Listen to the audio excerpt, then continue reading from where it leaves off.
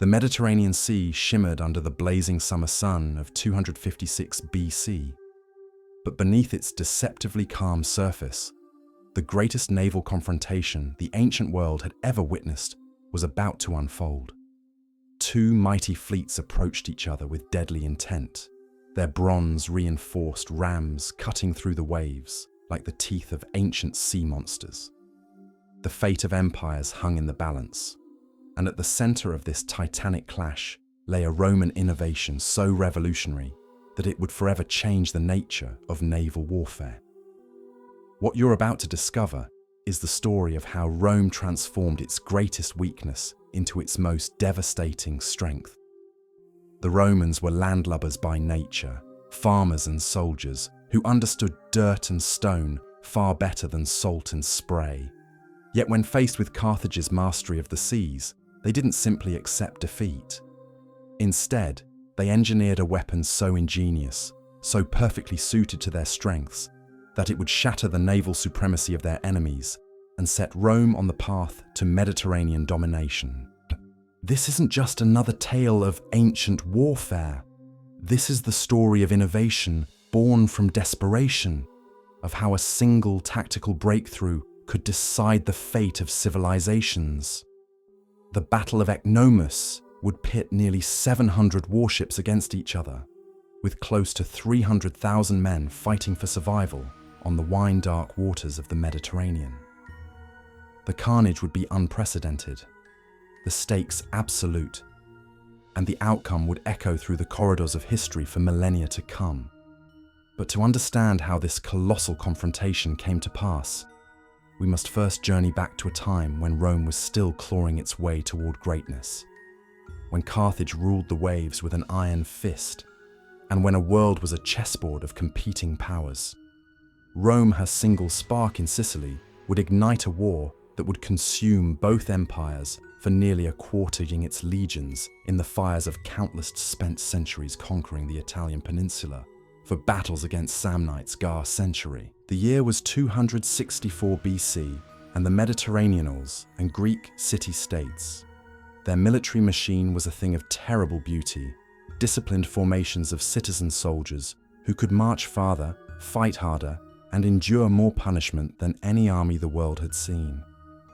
Yet for all their prowess on land, the Romans were children when it came to the sea. Across the narrow strait that separated Sicily from the Italian mainland lay Carthage's domain.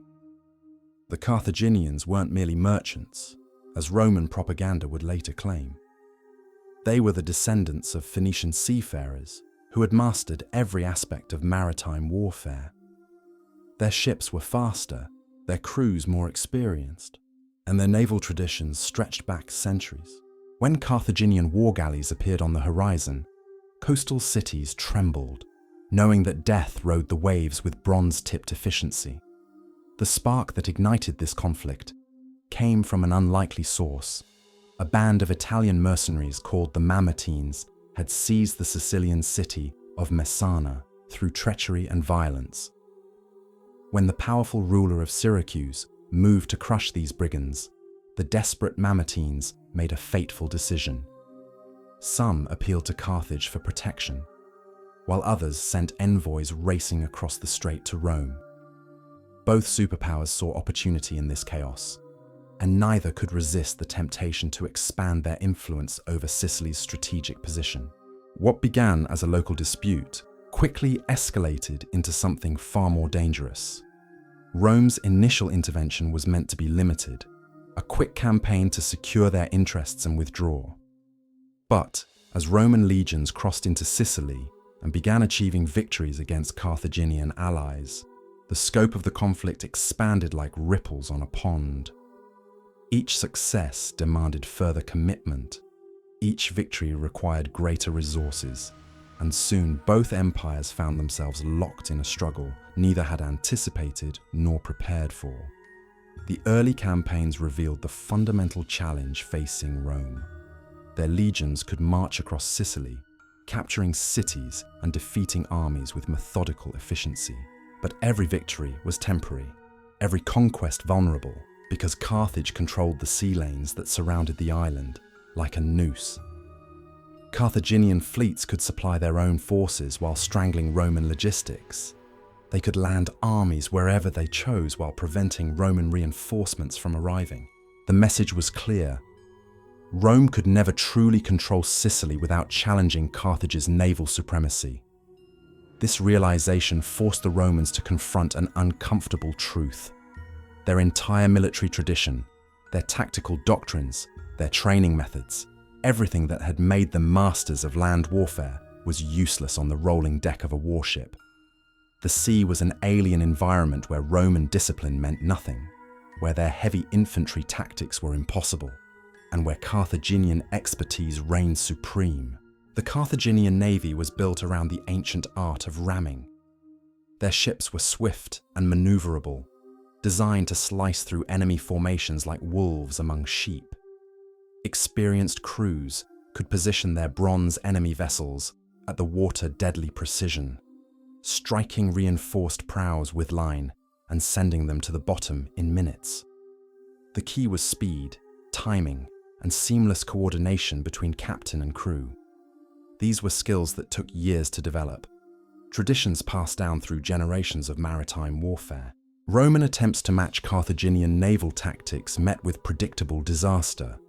Their crews were inexperienced, their captains uncertain, and their ships handled like clumsy oxen compared to Carthaginian racehorses. Every naval engagement became a lesson in humiliation, with Roman vessels outmaneuvered, outfought, and sent to the bottom by enemies who seemed to dance on the waves. But Rome's greatest strength had always been its ability to learn from defeat, to adapt and evolve in the face of seemingly insurmountable challenges. As reports of naval disasters reached the Senate, Roman engineers and tacticians began working on a solution that would revolutionize maritime warfare if they couldn't beat the Carthaginians at their own game. The breakthrough came when they would change the rules entirely. Roman engineers examined a captured Carthaginian warship that had run aground on the Italian coast. They studied every detail of its construction, learning the secrets of Mediterranean naval architecture. But more importantly, they began to envision how Roman strengths could be applied to this foreign environment. If Roman infantry was superior in close not-bring combat, why close combat to the sea? The result of this thinking was a device that would become legendary, the corvus, or raven. This was no mere boarding plank, but a sophisticated piece of military engineering that would transform the nature of naval warfare. The corvus consisted of a wooden bridge approximately 12 feet wide and 36 feet long, mounted on a pivot at the bow of the ship. At its end was a heavy iron spike designed to punch through enemy decking and lock the two vessels together. The genius of the corvus lay not just in its mechanical design, but in how it addressed the fundamental mismatch between Roman and Carthaginian naval capabilities. Carthaginian ships depended on their ability to maneuver freely, to strike and withdraw before the enemy could respond. The corvus eliminated this advantage by creating an unbreakable connection between vessels. Once the iron spike bit into enemy timber, the swift Carthaginian galley became a stationary platform for Roman marines to assault. But developing the weapon was only the first step. Rome now faced the monumental task of building a fleet capable of challenging Carthaginian supremacy. The Senate authorized the construction of 120 warships, a massive undertaking for a power with virtually no naval tradition. Shipyards sprouted along the Italian coast as thousands of workers labored to create vessels that could carry the corvus into battle. The scale of this naval construction program was staggering. Each quinquereme required specific types of timber, bronze for rams and fittings, and countless specialized components. More challenging still was training the crews needed to operate these vessels. Rome conscripted thousands of men from coastal communities, teaching them the basics of seamanship while their ships took shape in the yards. The first major test of Rome's new naval strategy came at the Battle of Mylae in 260 BC. The Roman fleet, commanded by consul Gaius Duilius, encountered a Carthaginian squadron that confidently approached expecting an easy victory. What vessels, equipped with their followed, shocked the Mediterranean world? Roman revolutionary corvus devices turned what should have been a naval battle into a series of infantry engagements fought on ships' decks. Carthaginian captains found their vessels trapped by iron spikes, their mobility neutralized, their crews facing Roman marines in close combat. The result was a decisive Roman victory that announced to the world that the seas were no longer Carthage's exclusive domain. For the first time in the war, Rome had achieved something previously unthinkable: naval superiority over their maritime enemies. This victory changed everything. The war that had begun as a struggle for Sicily now expanded in scope and ambition. If Rome could challenge Carthage at sea, why not take the ultimate step? Why not carry the war to Carthage itself, landing Roman legions on African soil and striking at the heart of their enemy's power? The decision to invade Africa represented the most audacious military gamble in Roman history to that point. It would require assembling the largest fleet Rome had ever built, transporting thousands of elite troops across hostile waters, and maintaining supply lines across hundreds of miles of sea controlled by enemy forces. The risks were enormous, but so were the potential rewards. A successful invasion could end the war at a single stroke, bringing Carthage to its knees and establishing Rome as the dominant power in the Western Mediterranean. As Roman shipyards worked frantically to build the invasion fleet, Carthaginian intelligence networks brought word of the coming assault to their commanders. The response was swift and decisive. If Rome was prepared to escalate the conflict to this level, Carthage would meet the challenge with everything they had. Orders went out across their empire to assemble the largest fleet in Carthaginian history, a mighty armada that would destroy the Roman invasion before it could reach African shores. The stage was now set for the greatest naval confrontation the ancient world had ever witnessed. Two massive fleets, representing the military might of the Western Mediterranean's greatest powers, would soon converge off the coast of Sicily, in waters that would run red with blood before the day was done. The Roman invasion fleet that assembled in the early months of 256 BC was a sight that defied comprehension. 330 warships crowded the harbours of southern Italy, their bronze rams glinting like predatory teeth in the Mediterranean sun. These weren't merely vessels of war, but floating fortresses designed to carry the cream of Roman manpower across treacherous waters to enemy shores. Each quinquereme bristled with the deadly corvus devices that had already proven their worth. While below decks, seasoned legionaries sharpened their gladii and prepared for the campaign of their lives. The logistics of this undertaking strained even Rome's formidable organizational capabilities. Tens of thousands of amphorae filled with grain, olive oil, and wine were loaded into the holds alongside weapons, armor, and siege equipment.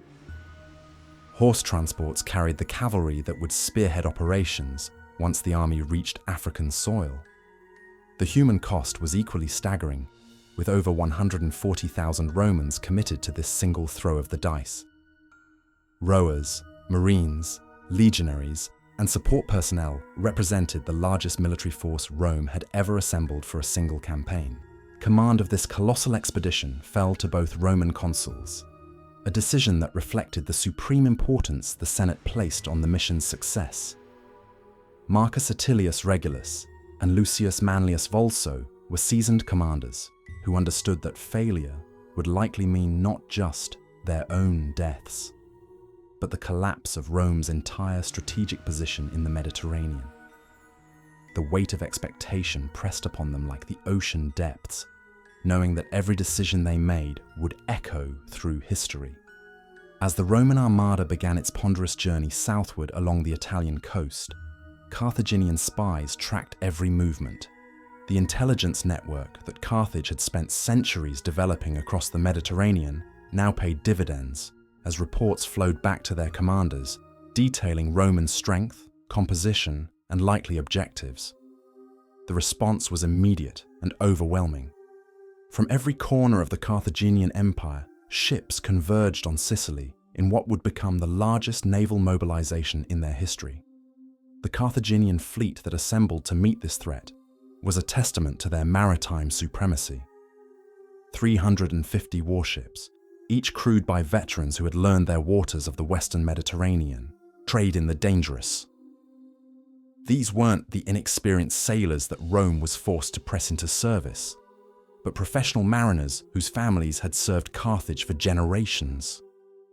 Their ships moved through the water with a grace that Roman vessels could never match, guided by captains who could read wind and current like poets reading verse.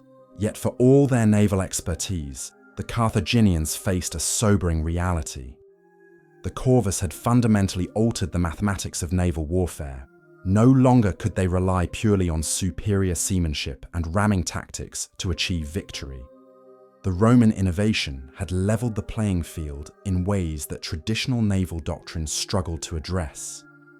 Carthaginian commanders were forced to develop entirely new tactical approaches, strategies that could neutralize the corvus advantage while exploiting their own strengths. The two fleets finally converged off the coast of Ecnomus, near the southern shore of Sicily.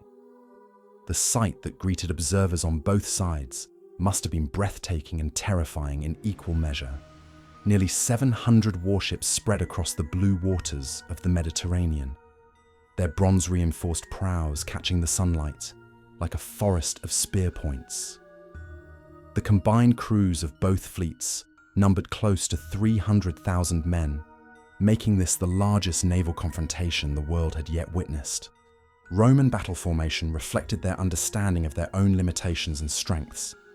The consuls arranged their fleet in a wedge formation, with themselves commanding the leading divisions that would punch through enemy lines like a battering ram through gates. This compact formation maximized the effectiveness of their corvus devices, while minimizing the opportunities for Carthaginian ships to exploit their superior maneuverability. Behind the spearhead, the remainder of the Roman fleet formed supporting echelons, with horse transports protected in the center and a rearguard maintaining formation discipline. The Carthaginian response demonstrated the sophisticated tactical thinking that had made them masters of the sea. Rather than meet the Roman wedge head-on, where corvus devices would prove most effective, they deployed in an extended line that overlapped Roman flanks by substantial margins. The center of their formation was deliberately weakened, designed to draw the Roman spearhead forward, while the powerful Carthaginian wings prepared to envelop the enemy from both sides. It was a tactical masterpiece that bore striking resemblance to the double envelopment that would later make Hannibal famous at Cannae. Command of the Carthaginian fleet fell to two of their most experienced admirals. Hamilcar, the overall commander of Carthaginian forces in Sicily, took position in the deliberately weakened center, where his presence would be crucial for maintaining morale during the planned withdrawal. On the right wing, Hanno positioned himself with the fastest ships in the fleet, vessels capable of executing the complex maneuvers that the battle plan demanded. These weren't merely competent naval officers, but strategic thinkers who understood that this battle would determine the fate of their civilization. As the morning sun climbed higher in the Mediterranean sky, both fleets began their final approach. The sound that filled the air defied description. The rhythmic beating of thousands of oars created a percussion that could be felt as much as heard, while the bronze rams of approaching warships cut through the waves with a hissing that spoke of approaching death. Orders shouted in Latin and Punic mixed with the creaking of timber and rope, creating a symphony of impending violence that would have chilled the blood of any observer. Roman marines checked their equipment one final time, ensuring that gladi were sharp and armor secure. These were the elite of Roman infantry, men who had proven themselves in countless battles across Italy and Sicily. Now they faced their greatest test, fighting not on solid ground where Roman tactics reigned supreme, but on the unstable decks of ships, where every step was uncertain and every movement required adaptation to an alien environment. Yet their confidence remained unshaken, born from years of victory and the knowledge that Roman steel had never failed them when properly applied. Carthaginian crews made their own preparations, but their focus was different. Where Romans prepared for close combat, Carthaginians concentrated on the precise coordination that ramming tactics demanded. Timing would be everything in the coming battle. A moment's hesitation or miscalculation could mean the difference between punching through enemy timber and exposing their own vessels to boarding parties. Their bronze rams were works of art as much as weapons of war, decorated with symbols of Carthaginian power and blessed by priests who understood the sacred nature of the coming struggle. The first contact between the fleets came as Roman scouts encountered Carthaginian advance vessels in the early morning hours. These preliminary skirmishes provided both sides with final intelligence about enemy dispositions and intentions, but they also served a psychological purpose. The sight of enemy ships burning on the horizon reminded every man present that death rode the waves with them, that the next few hours would determine not just who lived and who died, but which civilization would emerge supreme in the Western Mediterranean. As the main bodies of both fleets drew within visual range of each other, the true scale of what was about to unfold became apparent. This wasn't simply a naval battle, but a collision between two different philosophies of warfare, two approaches to the art of violence that had evolved over centuries of conflict. Roman discipline and innovation would face Carthaginian experience and tradition in waters that would remember this day long after the last participant had joined his ancestors in whatever afterlife awaited warriors who died in service to their people. The stage was set for a confrontation that would reshape the balance of power in the ancient world, where the fate of empires would be decided by the courage of individual men and the effectiveness of weapons that had never before about to been tested on such a scale. The Battle of Ecnomus was. The morning air crackled with tension as both fleets maneuvered into their final positions. Roman trumpets blared across the water, their brazen calls answered by the haunting sound of Carthaginian horns that seemed to echo from the depths of the sea itself. The moment had arrived when theory would meet reality, when months of preparation would be tested in the crucible of actual combat. Every man present understood that they were witnesses to something unprecedented, participants in a battle that would echo through the ages like thunder rolling across distant mountains. The Roman consuls, standing on the decks of their flagship quinqueremes, surveyed the enemy line with the calculating eyes of predators. What they saw before them was both opportunity and trap. The Carthaginian center appeared deliberately thin, almost inviting attack, while their extended flanks stretched like the wings of some massive bird of prey, preparing to descend upon its quarry. Yet the Romans had not come this far to hesitate. Their entire strategy depended on breaking through enemy lines before superior Carthaginian seamanship could fragment their formation into isolated encounters where the corvus would lose its effectiveness. The signal came as a blast of trumpets that seemed to make the very sea tremble. Roman oars bit deep into the Mediterranean waters as hundreds of warships surged forward in formation. The sight was magnificent and terrible, a spear point of bronze and timber driving toward the heart of Carthaginian power. The corvus devices stood ready on every Roman prow, their iron spikes gleaming like the fangs of sea monsters hungry for enemy blood. Below decks, rowers strained at their oars, while marines gripped their weapons and prepared for the violence to come. The Carthaginian response unfolded with the precision of a choreographed dance. As Roman ships charged toward their weakened center, Hamilcar's vessels began what appeared to be a panicked retreat. Ships that had moments before seemed ready for battle now turned and fled, their crews apparently overwhelmed by the sight of Roman determination. To observers on both sides, it looked as though Carthaginian nerve had finally cracked under the pressure of facing Rome's naval innovation. But this was no retreat born of fear. Every movement had been calculated, every maneuver planned to draw the Roman spearhead exactly where Carthaginian commanders wanted it. As the leading Roman divisions plunged deeper into what they believed was a collapsing enemy center, gaps began to open between different elements of their formation. The compact wedge that had been their strength started to elongate and fragment.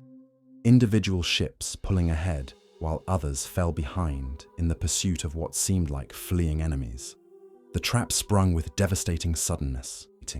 Hanno's fast squadron on the Carthaginian right wing, which had been patiently waiting for this moment, suddenly reversed course and struck like lightning at the exposed rear of the Roman formation.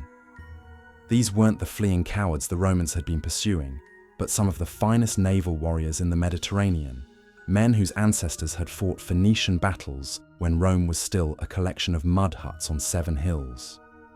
The impact was catastrophic. Roman ships that had been confidently pursuing what they believed were fleeing enemies suddenly found themselves under attack from an entirely different direction. The carefully maintained formation discipline that was the foundation of Roman tactics began to crumble as individual captains tried to respond to threats coming from multiple angles simultaneously. Some vessels attempted to turn and face this new danger, while others continued their original course, creating chaos where there had been order just moments before. Meanwhile, the Carthaginian left wing was executing its own devastating maneuver. These ships, positioned near the shoreline, swept around the Roman formation like wolves circling a wounded stag. Their target was the vulnerable 3rd Division, the ships tasked with protecting the precious horse transports that would be essential for the planned invasion of Africa. Without cavalry, Roman legions would be crippled in the open terrain of North Africa, making these vessels as valuable as gold and twice as vulnerable. The Roman captains of the 3rd Division faced an impossible decision. They could maintain their protective formation around the horse transports and fight at a severe disadvantage, or they could abandon their charges and redeploy for battle. The choice was made in moments that felt like hours, as enemy ships closed with the inexorable certainty of approaching death. Orders rang out across the water as transport cables were cut and Roman warships wheeled to face their attackers. What followed was a masterclass in desperate courage. Driven against the shoreline with nowhere to retreat, Roman ships formed a defensive line that bristled with corvus devices like a porcupine showing its quills. The shallow water behind them prevented any possibility of escape, but it also meant that Carthaginian ramming tactics would be severely limited. In this confined space, the battle would be decided by the kind of close-quarters combat where Roman marines excelled. The Carthaginians found themselves facing a tactical nightmare. Their superior seamanship meant nothing in the shallow waters where Roman ships had taken refuge. Every approach brought them within range of the dreaded corvus, that iron-spiked bridge that could transform their swift galleys into death traps in the space of a heartbeat. Yet they pressed their attack with the fury of men who understood that failure here would mean the destruction of everything they held dear. Back at the main engagement, the battle was taking a different turn. Despite Hamilcar's skillful leadership and some initial successes, the Carthaginian center was discovering that retreating from Roman marines was easier in theory than in practice. The corvus had fundamentally altered the dynamics of naval warfare, creating a weapon that thrived on the very chaos that traditional ramming tactics sought to create. As more and more Carthaginian vessels found themselves grappled by iron spikes, their crews faced the nightmare of fighting Roman legionaries on ship decks. The sound of combat was unlike anything the Mediterranean had ever heard. Bronze clashed against iron ears in a symphony of violence that carried across the water like the scray as Roman gladi met Carthaginian spams of dying gods. Ships locked together by death in the depths of an Undi civilization contested for supreme, create a crimson foam-forgiving sea. Blood ran between fought with the desperation of those the deck planks, mixing with seawater to corvus devices, became floating battlefields, where men who knew that defeat meant that marked where empire annecy. Roman discipline began to tell in these close encounters. Years of training in formation, one by one, bared its worth on the unstable decks of war arithmetic of sword and shield combat ships. Carthaginian crews, forematched in the brutal fighting of learning to trust the man beside you with your life, prove, Consul Regulus, commanding all their naval expertise, found themselves out ships fell to Roman boarding parties, their bronze dead, or in chains ram's sill, recognized that the moment of crisis had arrived.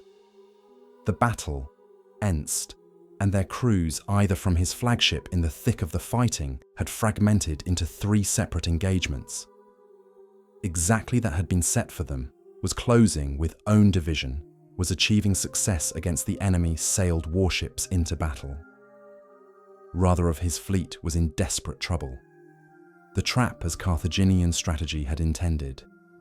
His Roman naval power would be destroyed in these waters off Sicily. The decision he center, but he could see that the rest mechanical precision, and unless something changed quickly that required him to abandon certain victory in his and support their embattled comrades.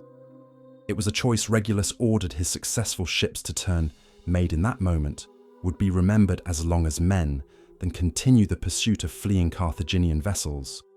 Own sector in favor of uncertain salvation. Engagement transformed the entire character that individual success meant nothing if the greater mission failed. The sight of Roman reinforcements arriving at the rear for the fleet as a whole. Lesser commanders might have hesitated, but Regulus understood isolated Roman 4th Division suddenly of that battle. Carthaginian ships that had been systematically destroying the anvil against which the hammer have found themselves caught between 2 forces. Order that would haunt Carthaginian naval commanders for years to come. Ships that had been confident resistance. What followed was a SL. The trapped Roman vessels that had seemed doomed to destruction were now the Regulus's division would smash enemy in their superior position found themselves enveloped and overwhelmed by Roman vessels equipped with Thed to blink. The final act, their strength became a liability as they found themselves unable of this maritime drama played out along of men who had stared death in the face and refused to escape the iron embrace of Roman innovation. One by one, the finest ships in the Carthaginian navy, deadly corvus, the very mobility that had been the shoreline where the Roman Thur fell to Roman marines who fought with the Fury division, had made their desperate stand. With the other engagements, the arrival of victorious Roman ships from Carthaginian left wing found itself in an impossible position. They were trapped between the shore and an increasingly powerful Roman force, their own tactics turned against them by an enemy who had learned to adapt and overcome seemingly insurmountable odds. The mathematics of naval warfare are ruthless in their simplicity. Superior numbers, properly applied, will overcome superior skill when the tactical situation allows no room for maneuver. As more Roman ships joined the coastal battle, Carthaginian resistance began to collapse like a dam giving way before a flood. Ships that had fought with desperate courage found themselves overwhelmed by odds that no amount of seamanship could overcome. The final Carthaginian vessels to escape the carnage did so only because Roman crews were exhausted by hours of brutal combat. Even then, many limped away with shattered oars and holed hulls, their bronze rams twisted into useless scrap and their crews decimated by Roman steel. The proud fleet that had sailed forth that morning to destroy Roman naval power was now a scattered remnant fleeing across waters that ran red with the blood of their comrades. As the sun began its descent toward the western horizon, the scale of Roman victory became apparent. 30 Carthaginian warships lay on the bottom of the Mediterranean, their bronze rams silenced forever. 65 more had been captured, their crews destined for Roman slave markets or execution blocks. The human cost was staggering, with estimates suggesting that between 30 and 40,000 Carthaginian sailors and marines had paid the ultimate price for their empire's naval ambitions. Roman losses, while significant, paled in comparison to the devastation they had inflicted. 24 ships lost was a price Rome could afford to pay for such a decisive victory. More importantly, the morale impact was incalculable. The fleet that had seemed destined for destruction had instead achieved one of the most complete naval victories in ancient history, proving that Roman innovation could overcome traditional maritime supremacy when applied with courage and determination. The corvus had proven itself beyond all doubt. This simple yet revolutionary device had transformed Roman weakness into strength, turning their inexperienced crews into the masters of Mediterranean waters. The psychological impact on Carthaginian naval commanders would be profound and lasting. No longer could they approach Roman fleets with the confidence born of centuries of maritime dominance. The rules of naval warfare had been rewritten in blood and bronze off the coast of Sicily. But victory at Ecnomus was only the beginning of Rome's audacious gamble. The shattered remnants of Carthaginian resistance limped away across waters that bore their greatest naval catastrophe, witness to their empire. Yet the true test of Roman resolve lay not in what they had accomplished, but in what they dared to attempt next. The Mediterranean stretched before them like a vast highway leading directly to the heart of Carthaginian power, and Rome intended to travel that road with fire and sword. The aftermath of battle revealed the true genius of the corvus in ways that even its creators had not fully anticipated. Scattered across the blood-stained waters lay the wreckage of Carthaginian naval doctrine, centuries of maritime tradition reduced to splintered timber and silent bronze. Yet among this devastation, Roman engineers and naval architects moved with the methodical precision of men who understood that victory was merely opportunity disguised as achievement. Every captured Carthaginian vessel was studied, dissected, and analyzed for weaknesses that could be exploited in future engagements. The prisoners taken in the battle told a story that sent shockwaves through the corridors of power in Carthage. These were not the demoralized remnants of a broken fleet, but experienced sailors who spoke with grudging admiration of Roman tactical innovation. Their accounts described a transformation that defied everything Carthaginian naval commanders thought they knew about their enemies. Rome had not simply built ships and trained crews, they had fundamentally reimagined the nature of naval warfare itself.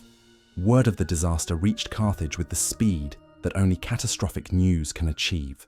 The greatest fleet in their history had been shattered by an enemy that barely possessed a naval tradition. The implications were staggering and immediate. If Rome could achieve such devastating success at sea, what did this mean for Carthaginian colonies scattered across the Mediterranean?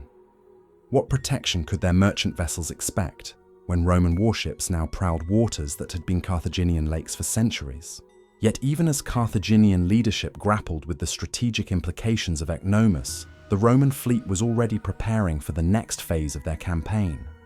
The damaged ships were repaired with timber scavenged from captured enemy vessels, while the wounded were treated by physicians who had learned their craft in the aftermath of countless land battles.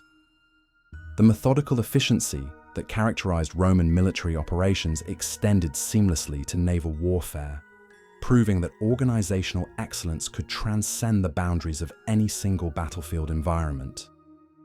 The decision to continue with the African invasion, despite the losses suffered at Ecnomus, demonstrated a quality that would define Roman character for centuries to come. Lesser powers might have celebrated their victory and withdrawn to consolidate their gains. Rome chose escalation instead, understanding that halfway measures in warfare were often indistinguishable from eventual defeat.